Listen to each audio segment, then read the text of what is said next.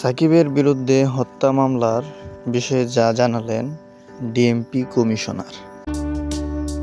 Cricketer Shakib Al Hasan এখন জাতীয় দলের হয়ে টেস্ট খেলতে পাকিস্তানে অবস্থান করছেন।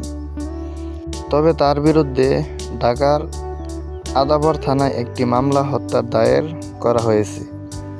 ঢাকায় গার্মেন্টস কর্মী রুবেল হত্যার ঘটনায় আওয়ামী লীগের সাবেক সংসদ সদস্য সাকিব সহ প্রায় শতাধিক ব্যক্তিকে সে মামলায় আসামি করা হয়েছে।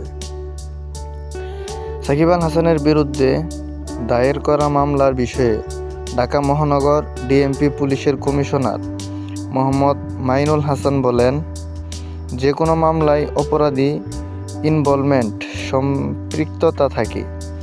আন্দোলনের বিরুদ্ধে যারা অর্থ, পরামর্শ ও মিডিয়াতে উস্কানিমূলক বক্তব্য দিয়েছেন তাদের বিষয়ে তদন্ত হবে।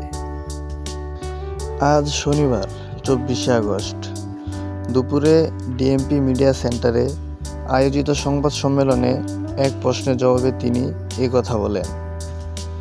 উল্লেখ্য, সাকিব আল হাসান গত জুলাইয়ের শুরু থেকেই বাংলাদেশের বাইরে রয়েছেন।